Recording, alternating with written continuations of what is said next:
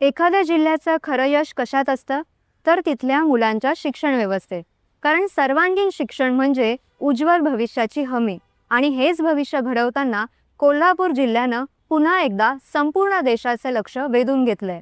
भारत सरकारच्या शालेय शिक्षणाच्या मूल्यमापनात कोल्हापूर जिल्हा परिषदेनं महाराष्ट्रात प्रथम तर देशात दुसरा क्रमांक पटकावलाय. या यशामागे नेमकी मेहनत काय आहे, कोणतं नियोजन आहे आणि ही वाटचाल नेमकी कशी झाली, जाणून घेऊया कोल्हापूरच्या या प्रेरणादायी कहाणीतून.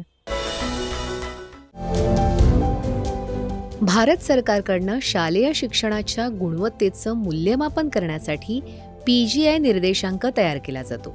यामध्ये UDIS+, राष्ट्रीय संपादन चाचण्या तसंच विविध शैक्षणिक निकषांसह 70 निर्देशांकांवर एकूण 600 गुणांचं मूल्यमापन केलं जातं. आणि याच गुणांकनाच्या आधारे जिल्ह्यांचं राज्यात आणि देशातलं स्थान जे आहे ते निश्चित केलं जातं. यंदा 2025-26 मध्ये 461 गुणांसह देशात द्वितीय आणि राज्यात प्रथम क्रमांक पटकावत या जिल्ह्यानं उत्कृष्ट कामगिरीची परंपरा कायम राखली आहे. सलग 2 वर्ष राष्ट्रीय स्तरावर अग्रक्रम मिळवणं ही अभिमानाची बाब आहे. मिशन उत्कर्ष अंतर्गत स्वतंत्र दिनदर्शिका तयार करून कालबद्ध नियोजन करण्यात आलं. जिल्हा स्तरावर नियमित आढावा घेण्यात आला. तर UDIS+ प्रणालीमध्ये अचूक माहिती भरण्यासाठी तालुकास्तरीय कक्ष स्थापन करण्यात आले. या उपाययोजनांमुळे जिल्ह्याच्या गुणांकनात सातत्य राखणं शक्य झाल्याचं शिक्षणाधिकारी मीना शेंडकर यांनी सांगितलं आहे. 461 गुण मिळवून 77% गुण मिळालेले आहे.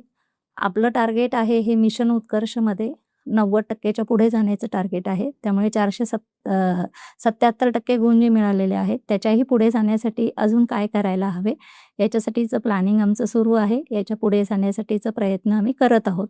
तरीही हे जे काही सामुदायिक यश मिळालेलं आहे या यशासाठी सर्व शिक्षक, मुख्याध्यापक, सर्व शिक्षण विभागाचे अधिकारी सगळ्यांचं अभिनंदन.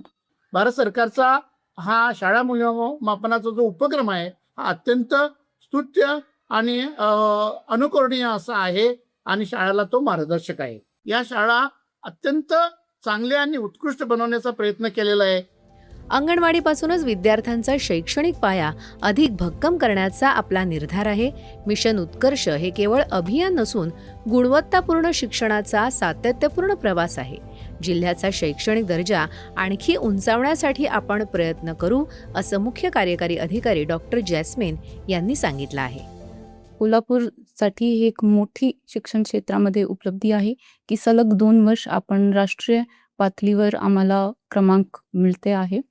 यासाठी सर्व शिक्षण विभागाचे अधिकारी, कर्मचारी, अध्यापक, पालक आणि आमचे मुलं, विद्यार्थी सगळ्यांचा यामध्ये मोठा वाटा आहे.